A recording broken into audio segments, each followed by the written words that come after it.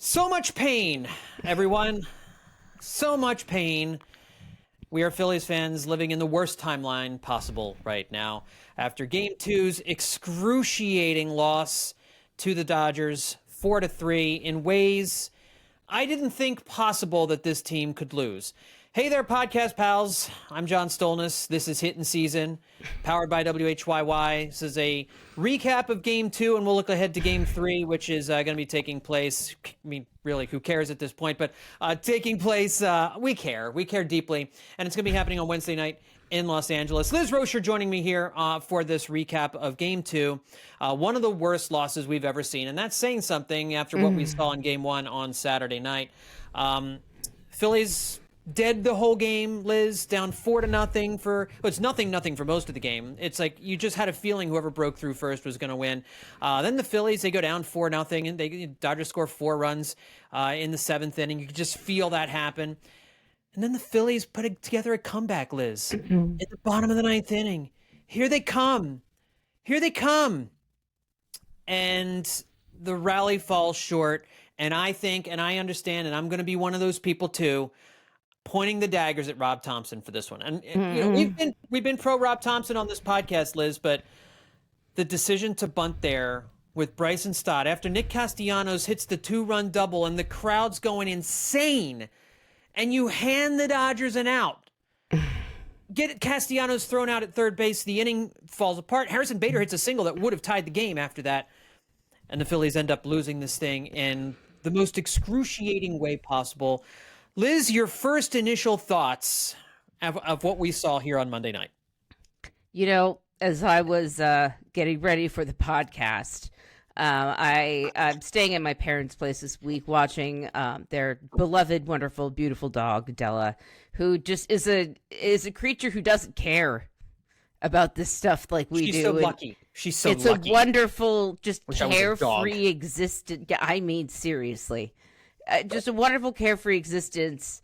You know, I'm stuck on the couch like frozen in place. Anyway, I went into the cabinet where they keep their glasses, and I'm trying to pick one out that I could take on the podcast. I've already finished most of it. And what I ended up doing was I every glass I came to was some painful reminder of what's happened over the past week. Yeah.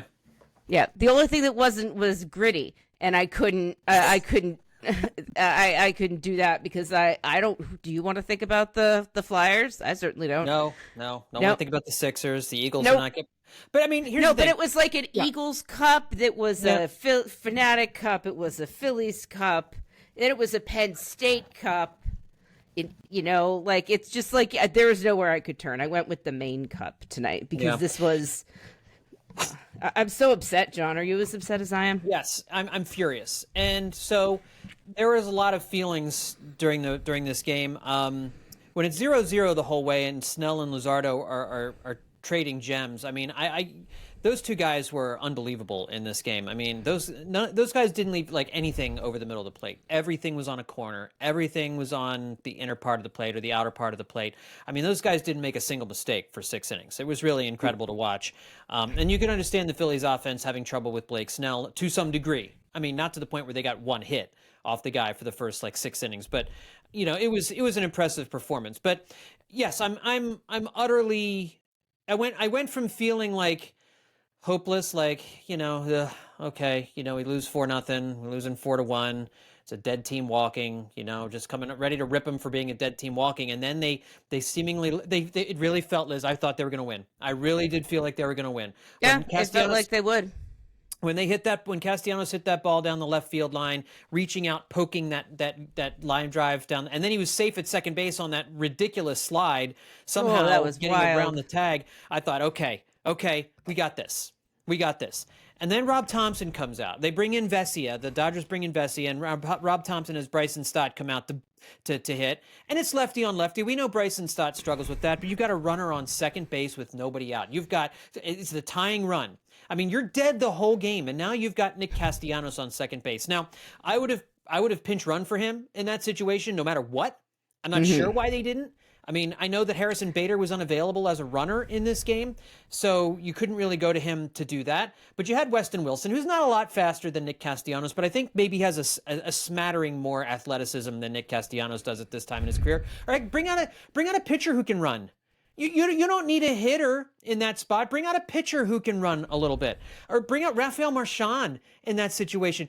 Bring out anyone is what John is saying. Bring out anyone. Do anything but what you did. But then Rob Thomson with this bunt of Bryson Stott, who is supposed to be one of your great young players, right? This is supposed to be one of your great young players. I know they don't like the lefty on lefty with him. Rob Thomson was so afraid of Bryson Stott in that situation, doing nothing, failing to come through.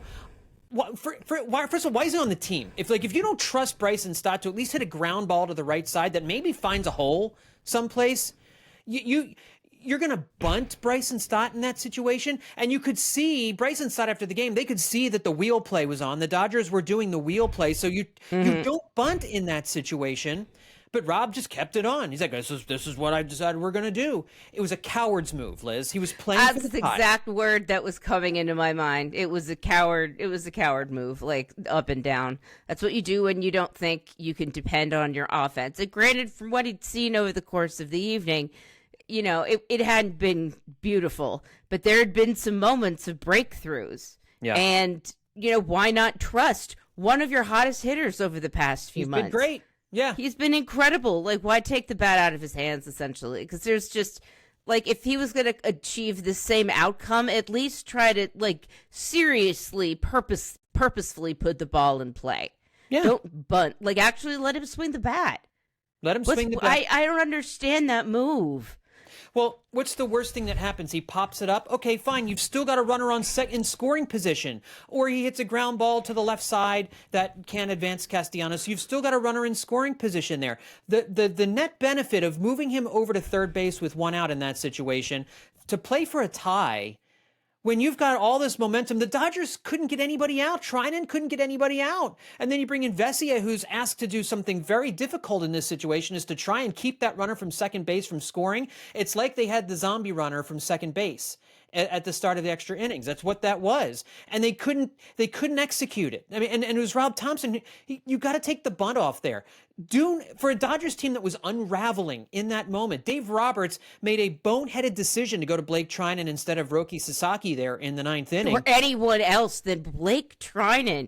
That was dumb. I'm sorry. It was dumb, and the Philly and Rob Thomson let him off the hook by even if the bunt had been successful, you're handing them an out.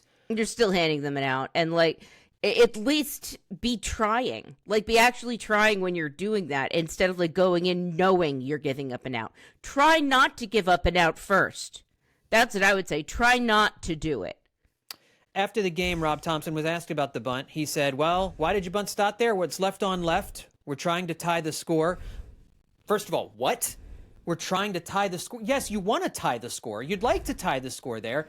But that's not your goal. Yes, it is, but no, it's not in that way, right? You're looking for a hit. You're not looking to give away an out. He was terrified of Bryson Stott swinging the bat off a left-hander. He had no confidence that Bryson Stott could get the job done in that situation. Yeah, that's a real disappointing part about this, because we've seen Rob Thomson be better than that. This year, we've seen him make the good decisions. Not all the time, but most of the time, he trusts his guys. And I think he was just feeling the pressure from the first loss a little too much. From the start of the series, Liz. Feeling it. He was feeling it a lot. And so he thought, be careful. Be careful. Just get what you can. Just take it as far as take it to extras if you need to. But, every new chance brings us another chance.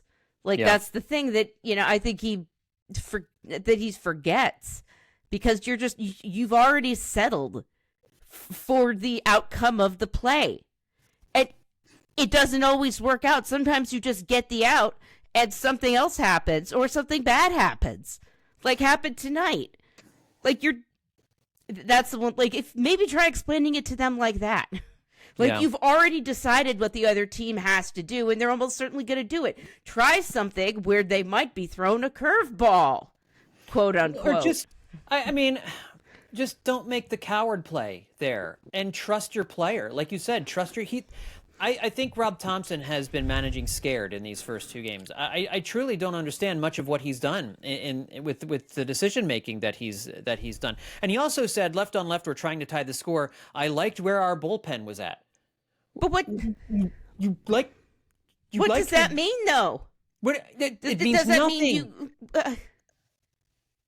I don't understand, because if you had actually had him try and he had a hit, then the bullpen wouldn't have to try to not allow, a run with their lives. Like, at least they'd be working from a better position at some point. Like, there's a chance that they could be. Why wipe out that chance? That's so dumb. And they were going to pinch hit Bader for Brandon Marsh. Bader was in the on deck circle.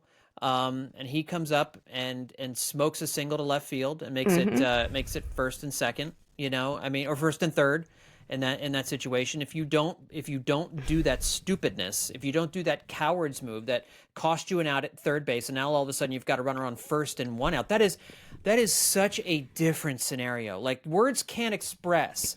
You never make the first and third out at third base. It's one of the first rules you learn when you become a new baseball fan. And, the Phillies have made base running mistakes all year. Caught him here. I mean, and Nick Castellanos has to run. He's supposed to run. That's the whole point of the bunt there. He's got to run. But Bryson Stott, after the game, contradicted Rob Thomson. Thomson says that he didn't see that they were doing the wheel play. And Stott was like, no, we saw they were doing the wheel play. We saw Mookie Betts was doing it from the get-go. So, I mean, no, God. Listen, we have been very pro Rob Thomson on this podcast, when a lot of other folks out there have been far too harsh on him and some of his moves. And I also agree that, and we're going to talk about some of the other players on this team who have failed to come through once again here in the playoffs. Some of the big money, big star guys who have failed to come through over and over again, once again this year. That's where most of the blame lies here. But what happened? That decision, that's a fireable offense. I don't know if I'd go that far. I only mean that. But I'm sorry, and I'm not going to interrupt you. I apologize. No, go ahead. Let me just say this, because I want to let you say what you're going to say. I only mean that in the sense that it could directly lead to the fourth straight year this team falls short, and Rob Thomson doesn't seem to. And Rob Thomson has made a number of questionable decisions that have led to losses in these first two games. I never felt, Liz, like that if they didn't get out of the divisional round, that Rob Thompson's job was in jeopardy. But the way they've lost these first two games, it's for the first time making me question whether or not that could happen. Yeah, and thinking about this team without Rob Thomson is something I feel like people are letting themselves do, not because they don't like him, but because he's been around for a number of years and they've been, stuck in this rut a little bit. And it's not, I don't know if I see him getting fired, but I look at the alternative, and I don't think there's anything better out there. Like, that's why I don't see him getting fired. Like, what is better than this guy? I don't know. And that's certainly a decision we can have whenever this season is over. And right now, after losing game 2, the Phillies are down 2-0 to the Dodgers. They're going to go play 2 games in Los Angeles, or hopefully play 2 games in Los Angeles on Wednesday and Thursday of this week. But the Phillies are going to have to do something they've never in their history done, which is and only 2 other teams in baseball history have ever come back from being down 2-0 after losing the first 2 games at home to win a best-of-5 series. It's a monumental hurdle that this team, they got to somehow pick themselves up off the mat. But Liz, there's no confidence. There's no confidence in Philadelphia. The boos were well deserved, and I just wonder, I think I would have felt, I don't know about if better is the right word, but I would have preferred to just lose this game 4-1 than to have my hopes raised in the bottom of the 9th inning. What do you think? It hurts. It hurts a lot. It really hurts. It really hurts. Like, I wish that there was something else we could say, another light you could cast it in, but it sucks. It sucks up one way and down the other. It's so bad. You feel terrible all the time. right? Yeah. Because they really, man, they had a chance to give us a moment. All those moments we had in 2022 and at the beginning of 23, it felt like they were about ready to give us another moment, and they felt like they were so close. They were so close, and they screwed it up. They screwed it. Like, part of it, this wasn't bad luck. They didn't get done in by bad luck in either of these two games. They were done in by poor execution and stupidity in these first two games. What do you have to say about Rob Thomson's decision to send Luzardo back out for another inning? Oh, he was cruising. I had absolutely no problem with him going out. Was it the 7th inning, right? Had no issues whatsoever for him going out for the 7th inning. I actually would have been upset if they had taken him out at that point because he was mowing guys down. I might have, though, gotten him out after the first hitter got on base. Thank you. That's exactly what I think. You can. Yeah. It's defendable for Thomson to send him out for the 7th inning. It is less defendable for him to let Luzardo get into bigger trouble. Like, this is like, if there's a moment to make the coward move, it is the end of that inning. The end of the previous inning and the start of that one, because at worst he could have not sent. No, I'm forgetting his name. The pitcher out. He Ryan could have Kirkering. not. Thank you. He could have not sent him out there. He could have. Well, I don't even know if that. Like, he could not have. There's a possibility he couldn't have sent the starting pitcher out again. Luzardo. Thank you, good Lord. And if he had done that, that probably would have been the worst act he could have done. But the outcome, how much worse would the outcome have been? You can't really say. You can't predict it. But like that whole area, that whole inning is exactly where you want to circle for where he should have made the coward's move. He should have made the coward's move there and been a little bit more conservative with the pitching. Instead of conservative with the hitting, like, because that's where the team has been doing so well lately. And when one part of the the field is doing badly, another part needs to lift them up. Yeah. And unfortunately, like, the hitting wasn't doing it, and Rob Thomson made it even harder for them to do it. No doubt about it. And one of the things, and this is where I'll give Rob Thomson a little bit of a pass in that he didn't have a lot of great options in terms of his relievers. True. David Robertson and Matt Strahm wet the bed in game one. So I can understand him not wanting to go to one of those guys. And Kirkering looked great in game one. And they bring Kirkering out, who struggles with inherited runners. He just does. Yep. He has a very hard time coming into games in which there's activity on the bases. What did you think of the Trea Turner throw to home? So they have runners on first and third with one out. The Dodgers do. There's a weak ground ball. Kirkering jams a hitter, gets a weak ground ball to Trea Turner. Turner has the ball in his hand, moving towards home, as the runner is not even halfway to home yet. And Turner takes forever, it seems, to get the ball to JT Realmuto, and it's kind of off, it's on to JT Realmuto's right side, right? So JT's got to catch the ball and then swing to his left to try and make a tag of Teoscar Hernandez at home, and it's late.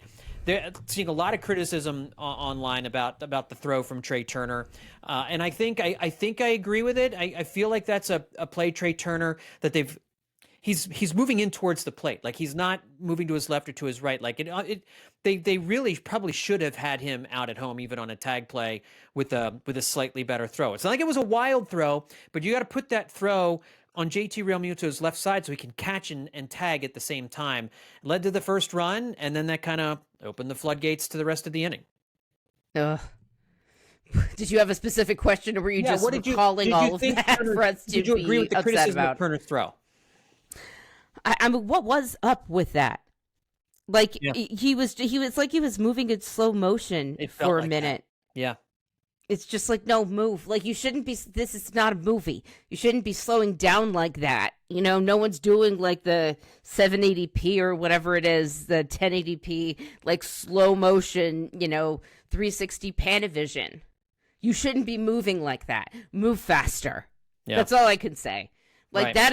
that is one of those situations you just have to move faster. Why are you moving that slow? Go faster. and he's had a really good season defensively. It was just mystifying that they couldn't get that out there.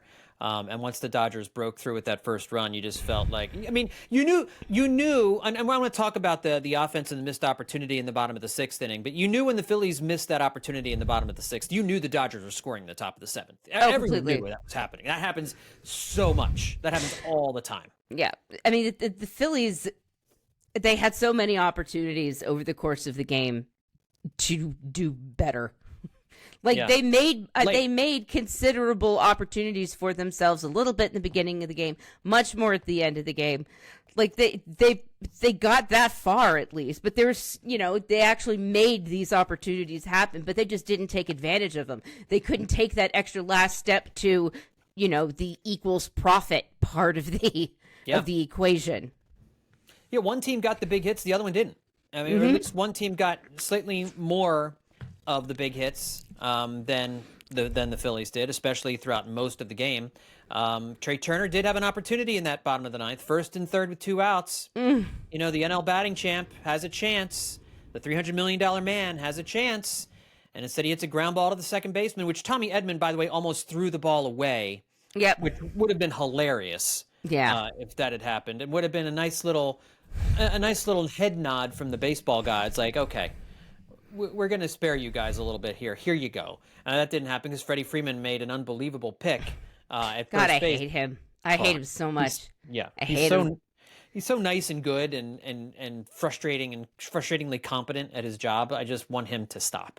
Go retire and win the Hall of Fame already. Just leave. No one wants you here. It's a great play by Freeman to seal the win. But Trea Turner hits the ground out there, fails to come through. In the game, Turner, Schwarber, and Harper combined to go 1 for 10. In these 2 games, Liz, the top 3 hitters are 2 for 21 with 11 strikeouts in this series. Let me read you some more numbers here. Why? Why? Bryce Harper's postseason stats with the Phillies and their 20 wins. The 20 wins that the Phillies have with Bryce Harper, he has a .417 average with 4 doubles, 12 homers, 23 RBIs.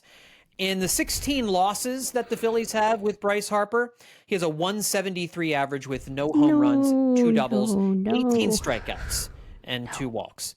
Kyle Schwarber. I'm not going to like this. Has swung 14 times in the National League Division Series and missed on 11 of those swings. He has swung and missed with 11 of his 14 swings. He is 0 for his last 21, stretching into the end of the regular season. The Phillies, this stat courtesy of at T Bagley Sports, notes that the Phillies in their last, let me ask you this. Let me see if you can guess this number. Okay? Good. A guessing game. Yeah, it's a guessing game. In their last 8 playoff games, how many home runs do you think the Phillies have hit as a team? Their last how many? 8. Their last 8 playoff games. How many home runs do you think the Phillies have hit as a team? Like maybe 1 or 2. 4. 4. Okay. 4 well, it's better home than runs, I thought. 1 home run every other game. And they had. So their they're chances. overdue now. Yeah, you'd like to think that, wouldn't you? But we all know that that's not the case. And we talked about that 6th inning, Liz. They had a chance to break out. They finally got something going against Blake Snell. They had a chance to break through. Phillies had first and second with 1 out in the 6th. You had Harper at the plate. This game's scoreless, right? And this is in 22 and 23. This would have been a moment where Bryce Harper leaves his mark, right? And we talked about it all year, that Bryce Harper has kind of, been in the background. He hasn't really had his big moments. He's had a couple, but this hasn't really been, when you think about the heroes of the 2025 season, Bryce Harper's name doesn't leap to mind, right? The biggest moments have not featured Bryce Harper. Well, here was his shot to have like the first big Phillies moment in the 2025 playoffs. But against Blake Snell in a huge spot, scoreless game, runners on first and second, 1 out, Harper strikes out. Can't get the job done. And then Alec Boehm comes to the plate, works a 2-0 count, and then on a pitch 7 inches, 8 inches below the strike zone, swings at it, hits a ground ball to third base, and Miguel Rojas outraces, I don't know why he was doing it this way, but outraces Trea Turner to third base for the 4th inning. That was wild, that play, with the two of them diving at the same time. But yeah, like it was like they were just saying it's really close, and I'm like, I don't know, I don't think so. Well, it wasn't really close. It was a questionable decision too. Like, just throw out Bohm at first. Like, Bohm runs like a guy with pool cues for legs. Like, what are we doing here? Just throw him at first base, brother. But be normal. Go ahead. No, just said be normal, Dodgers. Yeah, be normal. Do the normal thing. And then in the 8th inning, another opportunity for the top of the lineup. After Trea Turner's RBI single gets the Phillies on the board following the Max Kepler triple into the right field corner, Kyle Schwarber comes up with a chance to at least get the tying run to the plate by getting on base, or maybe even hitting a home run that brings him to within a run. He strikes out, and then you have Bryce Harper flying out to center field to finish off the 8th inning. And that would be the last at bat those two gentlemen would get in this game, because the bottom of the 9th was powered by the bottom of the order. But Liz, so 1 through 3, obviously struggling mightily once again here in the playoffs. This is something we saw last year, and it's something we saw starting in Game 3 of the National League Championship Series against the Diamondbacks. It's inexplicable to me, other than they're just too tight, they're pressing, they're getting themselves out, that these 3 hitters Trea Turner had a great year. Kyle Schwarber had a great year. Bryce Harper had a fine, solid year. And these guys have all had postseason moments. It's inexplicable to me, other than it's a mental block, that these 3 guys can't get anything done in the playoffs these last couple of years. And it's killing this team. They can't win if these 3 guys keep doing this. Yeah. Like, they can. I mean, we see that Phillies have like unexpected players, bit players, that type of thing do well. But like, they can't depend on that. That's what the top 3 of the order is for. That's why they get paid the big bucks. Like, that's what they're supposed to do. And I'll say this now, and I'll probably say it again. In reality, it's something that we all know for a fact in our own lives. Like, it's hard to place like any like grudge-inducing, life-altering blame on these guys who you have to know are absolutely doing their best. Yeah. And it's just not working. It's not working. It's not going well. The other team is better. Like, every decision that they make leads to 8, an infinite number of unmade decisions or whatever. I don't know. I could be making that up. No, the butterfly effect is it's a real thing here. And I just Kyle Schwarber has just he was so good and so consistent all season long. For him to be struggling like this, Matt Gelb had something in The Athletic that came out on Monday before the game about Game 1, and that is something along the lines of like Kyle Schwarber had like 5 pitches or 7 pitches or something over the heart of the plate in Game 1 and missed like all 5 or all 7. I forget what it was. He had never done that in his career as a Philly. Never done that before. So bad. And you say it's so bad, it's just so disappointing. Exactly. It's just disappointing. Like, we say it's bad, but it's like it's things that guys do, even guys like Kyle Schwarber, even if he's never done it. Just things that baseball players do. And as much as I'd love to be like super angry, it's just disappointment, because I can't control him. You can't control him. He's the only one who can, and he can't even most of the time. Baseball is a game of failure. We know this. Yeah, and there's a lot of it going on right now. Yes. It's kind of one of those things. It's probably mental now. They're pressing. They're trying to do too much. But yeah, there's nothing. It's like getting mad at somebody for being left-handed. Like, what are you going to... Exactly. We can be angry. I'm not trying to say that we can't be angry. We can all be angry. We can be angry at the team and the players and the abstract and how frustrating it is to see. And we can, curse their names and whatever. But at the end of the day, like, we all have to admit, like, they're doing stuff that is just completely, like, who do you know who does this other than these, like, however many guys? No one else in the world can do this. Like, it feels nuts to me to place, that type of blame on them, but we have to be angry at something. So let's be angry at the concept of all of this. Yeah. Well, I mean, and it's just, it's hard to fathom because Yep. these guys are so good. They are so good. They had great seasons. They were playing well in August and September, coming down the stretch. They were in a great spot. But it almost feels like it's in their DNA now that they don't. The moment they get in, they most. just exactly. The moment they get in, they start pressing. They feel the expectations of 2022. They've never been able to shake it. They just feel those. They want to do it again, but you can't force it. And this is the year they've come as close as they've ever come to not forcing it after 22. They've got so close. This team is very different from that, 22 team. They're better than that 22 team in a lot of ways. Yeah. And I think every time they get into the playoffs, you're right. They feel like they have to own up to that. They feel like they have to prove it. I'm like, no, you don't. Just play normally. Don't pretend it's just a game. And I know that's not useful or helpful in any way. So why should I even go any further? That's dumb.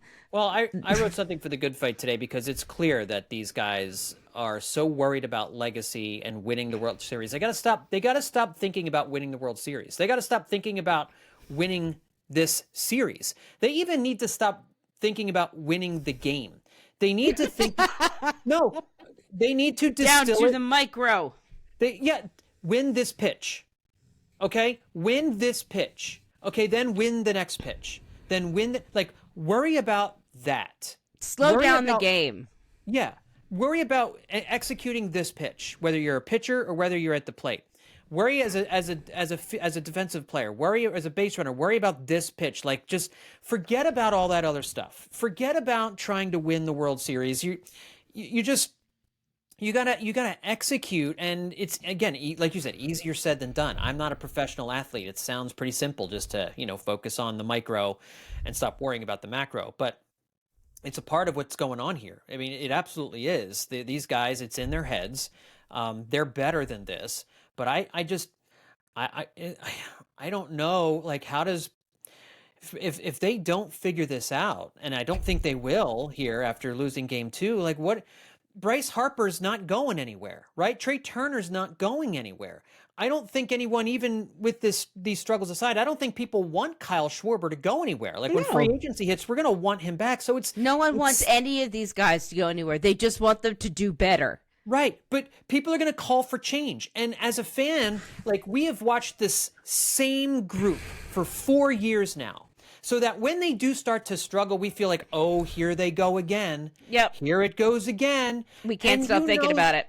Right. So, but there's also no, Harrison Bader is the newest, freshest blood of a big name player or a regular inserted into this lineup. He's got a kind of like a Gene Segura type player, which this team kind of needs a little bit. But there's still I think these guys, they don't score for a few innings. Here we go again. Okay, can't let this happen again. We got to, and the fans feel it too, and so it all just kind of comes together, which is why the bottom of the 9th inning was so unexpected here. It felt like you were feeding into this negative cycle, this bubble of negativity as the team's flailing, and then all of a sudden they pop up and they start hitting in the bottom of the 9th inning. That's what made the loss so cruel. So let me ask. Go ahead. They came back. Yeah, I'm just going to say, that's what made it hurt more, because you could see it. You could see the win. You could see it in the future. You knew that it was a distinct possibility. That it was not a small one, but on the pie chart of things that could happen, and the chance of them happening. That is a decent part of the pie. You could see it, and to have it just not you're reaching for it and then it just disappears completely, literally never to be seen again. Do you think the rally will help them all at all for game 3 and moving forward? Why not? Yeah. Why not? I mean, here's the thing. Could it hurt? No. Yeah, you have to imagine that it couldn't hurt. What do they want to do? Just stay away from fans? The good fans, the real fans, the ones who couldn't afford to get into Citizens Bank Park tonight. Yeah. Those people, they will be there, and they will make the love known, because I think part of what happens at a playoff game is like the players feed off of the crowd, and the crowd let the Dodgers get to them. Like, and I'm not saying that they shouldn't have, but like, no, they shouldn't have. Like, you should be like, no, the point is that this is the loudest venue in sports. Whatever happens, we have to be loud because that's how we distract them. And everyone's forgotten about that. Well, if it were me, I would go and I would stand and I would yell the whole time, or I would find a way to record myself yelling and let that play for a while if I needed a break. I think the fans, obviously the fans were anxious going into game 2. Like, there absolutely, wasn't that... and like I'm not actually blaming anybody, but like that's how it feels like it would need to be the place that everyone talks about in hushed tones. Well, let's just, I mean, that needs to... We got to be done talking about Citizens Bank Park in this way. Like, they've lost 5 out of their last 6 playoff games at home. They lost a game 6 and 7 with a chance to go to the World Series at home. They lost these 2 games in crushing fashion at home. 5 out of their last 6, but they've lost 9 out of their last 11 playoff games. Phillies are 2-9 in their last 11 playoff games. Like, that's team, awful. They're just, it's a total collapse all the way around. So on the road, at home, it really hasn't mattered, but the aura of Citizens Bank Park is gone. I mean, it's just gone, and now I think it's harmful to the fans were into this game even through all of the offensive struggles because Jesus Luzardo was electric and he was mowing the Dodgers down in this game. But when the Dodgers scored those runs, the fans just were like, "Okay, we've seen this, we're done," and now the boos start coming out, and they were deserved. They were absolutely deserved. No, the fans at the playoffs are now in show me mode. Yeah. They're like, show me something before I'm going to open my mouth and expend my energy on you. Right. Because I've seen this before too, and it was expensive to go to this game. It was. Yeah, these games are not cheap. That's 100% true. We'll talk about the one positive thing, and then we're going to get to the decision that Rob Thomson has made for Game 3, which is exceedingly eye-opening, which I want to get your thoughts about. But Jesus Luzardo, it's a real shame. What an unbelievable shame the Phillies have wasted 2 incredible starts by Christopher Sanchez and Jesus Luzardo. And don't let anyone ever tell you ever again that starting pitching is the most important thing in the playoffs, because it's not. Because the Phillies have gotten 2 great starts from their starting pitchers. Same thing happened last year in the NLDS against the Mets. Phillies got good starting pitching in that series as well and lost in 4 games. The Phillies have gotten great starting pitching from Christopher Sanchez and Jesus Luzardo. Sanchez's meltdown, not even meltdown, but like his inability to get that final out in the 6th inning in Game 1, that really hurt. But it was still a really good performance from him. Jesus Luzardo retired 17 hitters in a row in this game. Holy crap. Yeah. Just holy crap. Like he was very, very good. We all felt like it might be one of those Luzardo starts at the beginning because it was up pretty. But after he got out of that, he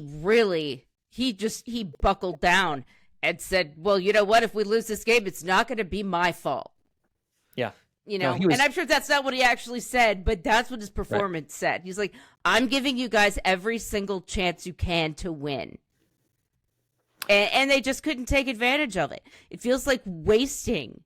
I mean, they wasted those starts. And and I have to say this, it also feels like they've wasted maybe the one good thing that Nick Castellanos could have contributed. And I hate saying that about him, but that's how it feels. If it was a guy like Alec Boehm doing that, you know, we'd be like, oh, well, this is the thing that Alec Boehm could do. We've seen him do it before. And because he's done it, we feel like there's a decent chance he could do it again tomorrow or do something just as talented. But Nick Castellanos, you know, stinks out loud. He does not have the proven track record of a guy like Alec Boehm. And so it stands to reason that he might not do it again, that's not the expectation we have of him because he doesn't have that ability anymore, or at least that we've seen. And so it really feels like that we got Max Kepler got a hit. You know, Max Kepler got a hit tonight. Yeah. You know, like there's just some things that you feel like you waste when they all pile up together like that in ways that could score multiple runs and win the game, and they just can't.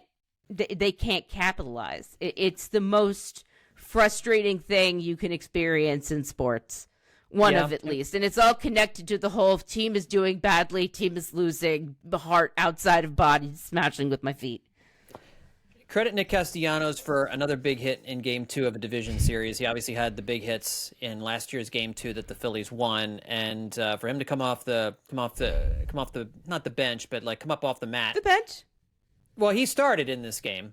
Well, that's fine. Well, I mean, come off the bench from the previous game. He was not it wasn't like he was benched, but he wasn't playing and was sitting on it. Correct. Yeah. So he's been a bench player for much of the last. Yes, that's what I mean. Yeah, no, you're right. I got that now. Yeah, so he did. Essentially, he's become a bench player, and for him to come through, poking that ball down the left field line on a pitch that was a foot outside, that's what he does. But he does come through with big hits late, probably more so than a lot of his more celebrated teammates at this point. But the Phillies wasted that too. And so now, Liz, let me ask you one more thing about these first two games. The fact that Rob Thomson said that he had Ranger Suarez ready to go out of the bullpen in games 1 and game 2, and then never used him. And went to David Robertson, went to Matt Strahm, went to Orion Kerkering in those different spots. The Dodgers went to one of their starters, Tyler Glasnow, in Game 1 and got 2 effective innings out of him. It's interesting to me that you have Ranger Suarez, and you say you have him available to use, and yet you don't use him. Like, the most important you have faced in the last 2 games happened tonight. And like the most important situation happened several times tonight, right? And I've lost my train of thought. Well, no, I mean you could have used him instead of bringing David Robertson out for the for what was it, the 7th inning of Game 1, and like, why not use it for the biggest moments that you have in this next game since you lost your first game? Like, winning this game is vitally important. You should be throwing everything you have at these games right now. That's what the Phillies ended up doing in 22. They emptied the tank every chance they could because, like, this is a chance to move on in the playoffs, something we, the 2022 Phillies, haven't done in a while, or haven't done successfully in a while. We feel like we have a chance. Let's empty the tank. And there's just no tank emptying. There's always the fear of, what about the World Series? Well, what about the World Series? You got to get there first. And once you get there, every guy is going to be operating on so much adrenaline that it doesn't matter. Right. Well, I truly believe that. Guys who are iffy, just go with them, because that's the point. You got to get everything you can out of this to win. It's the top of the mountain. Go. Run fast.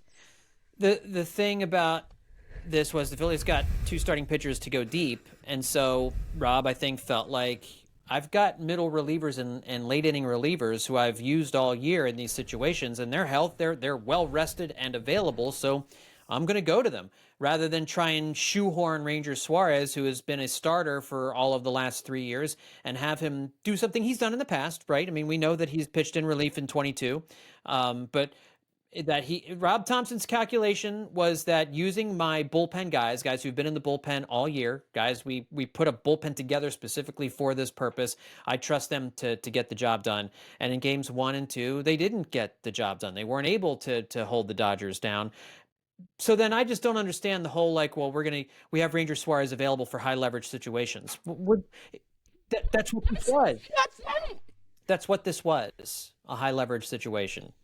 So he went with Orion Kerkering over Ranger Suarez in the 7th inning, and that's I'm not going to say that cost them the game, because I don't know how Ranger Suarez would have responded there.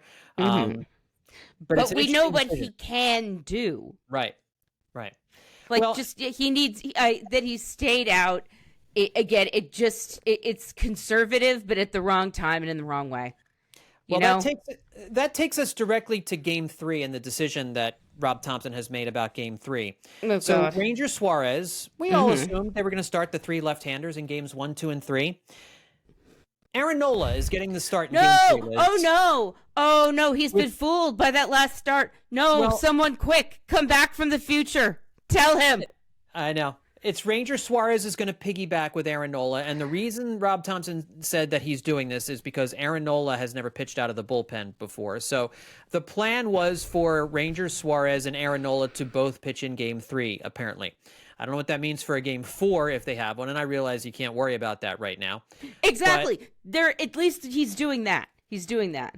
Well, I still disagree with this move. I think you just start Ranger Suarez in Game 3, and then, I wouldn't even use Aaron Nola in Game 3. Like, Aaron Nola is not some Tyler Glasnow-like secret weapon that you can bring in for a cup to get. I don't know what that Aaron Nola can get anybody out in a Game 3, and now you're running the risk. You're getting a guy in Aaron Nola who has had a penchant this year for giving up a lot of first inning runs in a must-win, do or die, go home game. You're going to start Aaron Nola in that game? No, you start Ranger Suarez. You see how long Ranger Suarez can give you, and then maybe you use Walker Buehler after that. That's why you went out and that's why you have it. I keep thinking to myself, like, wait a minute, where would Walker Buehler go? Oh, he could actually do long relief after after one of the good pitchers, one of the better pitchers, after Ranger. He could do that. Like, that's just such a much better idea. I mean, even just starting him and then having Buehler and Nola figure it out if there's another game. But like, I mean, for me, it feels like they expect Aaron Nola to give up a run in the first inning and maybe the second, and then pull him when he gets into trouble and put Ranger in to clean up the mess, which is completely unfair. And I'm sure it's not what they want to do, because Rob Thomson is a guy who likes to give his starters, his good guys, clean innings. He's a clean innings guy. One clean, full inning. Don't come in where there's crap happening. Just go, do your job, and sit down, especially for the starters. And go ahead. I was saying, I believe in clean innings too, and I don't think that he would necessarily bring Ranger Suarez in the middle of a pickle. He might, I don't know. But that's what I'm thinking. Is like he could. Not that maybe he would, but I'm just sort of thinking, like, if he's going to piggyback, what do you do? If, he's in a huge amount of trouble and you're like, I've got to stop the bleeding. I would assume you'd put in the guy that you wanted to go next. Well, it's going to be Aaron Nola, who put up a 6.01 ERA this season, going up against Yoshinobu Yamamoto. Oh, my God. Who had a 2.49 ERA this season, with Ranger Suarez waiting in the wings. Again, I would just start Ranger Suarez. I would have Walker Buehler ready to piggyback Ranger Suarez and have Aaron Nola set to go to start a Game 4 and kind of figure out Game 4 then. But I just don't understand. Because say you win Game 3, I guess Walker Buehler's starting Game 4 for you. And, I guess that's fine. But I know, and you can't worry about that. It's something that it's something that, again, limits his choices. He's making decisions that artificially limit his choices for the future. And why wouldn't you want to have more and better options for the future instead of the one that you decided before anything had happened yet? Yeah, the phrase galaxy brain is coming to mind with Rob Thomson here in these playoffs. And I think, he's feeling it too. He's feeling the pressure too. His head is very large and achy. Yeah. So ideas are oozing out of his ears. And so far, he has not also had his players come through for him in this series. That's true. Entirely true. His middle reliever, like, so many things are going wrong. Like, everything is at fault in a way. Right. Like, the bullpen is bad right now. They've had some bad moments, but shouldn't the offense be coming through for them too? Like, it's all, like, opposing things like that. There's no one thing. I wish there was one thing. I wish there was one reason this was all going bad, so I could be angry at that instead of just everything, which is the worst feeling, one of the worst sports feelings you can have. Just like, there's not one thing wrong. There's so many things wrong that I have to keep a written list of them, because otherwise I keep forgetting one or two. Well, speaking of which, is there anything else that you wanted to mention that we haven't covered here on the show, Liz? Any other notes you have that you wanted to talk about? Just wanted to say that and this could be my final thought if you want. Halliday's two sons are now old enough to throw out the first pitch on the 15th anniversary of their dad's postseason no-hitter against the Reds. And that was lovely. And they threw it out to Chooch, who looks, he's got some silver hair, but I feel like if you replaced it with dark hair, he would look almost exactly the same. Well, I will also, our good friend Fransky LA, Mike Robinson, tweeted out just a little thing for us to remember. Hey, don't forget, Red October was about an expensive thing that sunk. Actually, the Red October didn't actually sink in the movie or the boat. They just made it appear as though it had sunk to the bottom of the Laurentian abyss, but they actually sailed the Red October to Maine. But I still like. It's a really good movie. I'm gonna you know what? I'm gonna watch that tomorrow. Yeah, it's phenomenal. I showed it to I'm gonna the watch kids. The Hunt for Red October tomorrow. Totally awesome movie. Let me see. If there's any other notes here I need to finish up. Phillies 1 through 7 hitters are 1 for 18 with 7 Ks at one point in the evening. Gross. Let's see. You got Bob Vitrone Jr. at Boop Stats noted that every spot in the Phillies lineup had a hit on Tuesday night except Kyle Schwarber and Bryce Harper.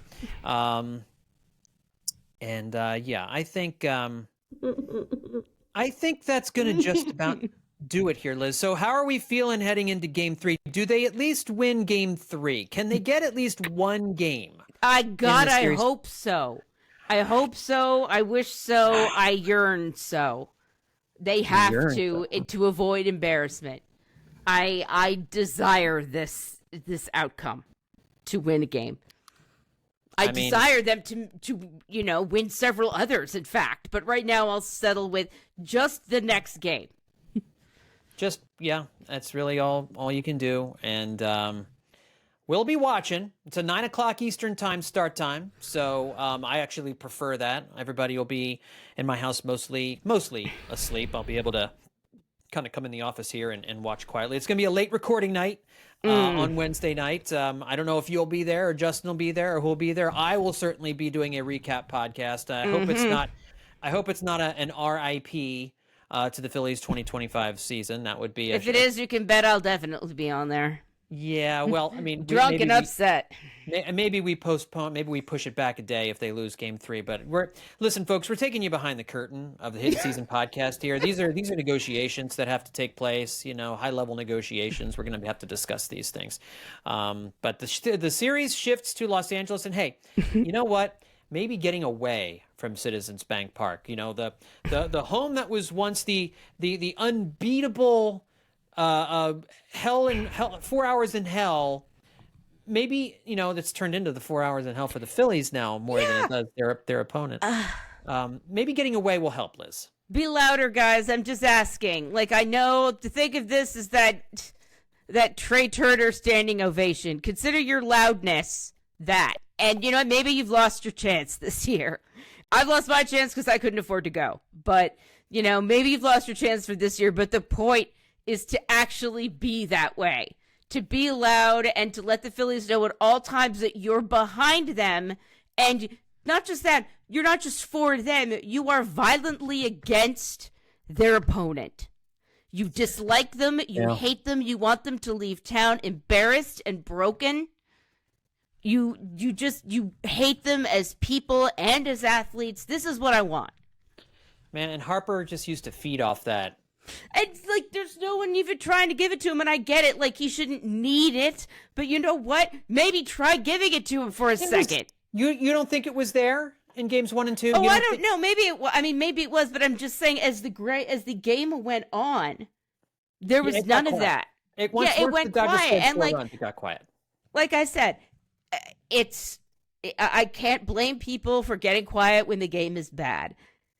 But how do you expect them to come back if you guys are just quiet?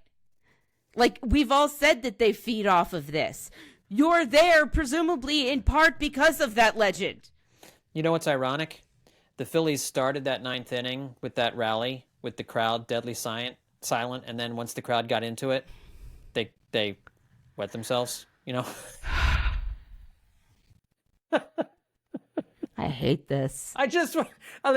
And we'll never escape it either. Maybe we'll be making maybe those the fans jokes are just and being sad for the next 20 years.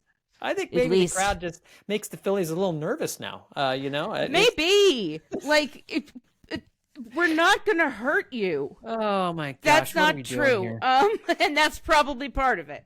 What are we doing here? All right. Well, look, the season's on the brink. A 162 game 6-month season in 2 games could very well be nearing its conclusion, but it is not over yet. It is best of 5. You must win 3 games to move on. The Dodgers are going to have to try. The Dodgers have to win 1 more game against these Phillies. And what? How could they do that ever? However will they do it? I don't know, but maybe the Phillies don't gift wrap it for them this time. Yeah. So if the Phillies want to avoid what could be a very uncomfortable and interesting offseason from starting right away, a very uncomfortable conversation and news conference with John Middleton and Dave Dombrowski. I don't want any of that. On Wednesday night. And it's going to be Aaron Nola getting the start against Yoshinobu Yamamoto. Maybe Aaron Nola can hop into the Wayback Machine and dial up a classic, but none of us are holding our breath at this Phillies. He used it a few weeks ago, remember? He did. He did. We missed it. That's right. All right, that's going to do it for this edition of Hittin' Season, everyone. Sorry that it could not be a more joyous or festive occasion, but I hope this helped you deal with the loss, commiserating sometimes, hearing other people scream about the same things you're screaming about internally inside your head sometimes can help a little bit. If you have any other friends or family members who also want to share in the screaming, make sure to send them our way. We're on Apple Podcasts, Spotify, wherever it is you get your podcasts, and this episode will also be up on the WHYY YouTube channel, so make sure you subscribe to the WHYY YouTube channel, and you can get all of our roundtable shows there. We're going to be putting all of our post-game podcasts up on the WHYY YouTube channel as well. Thanks, everyone, for tuning in. We'll talk to you next time right here on Hittin' Season.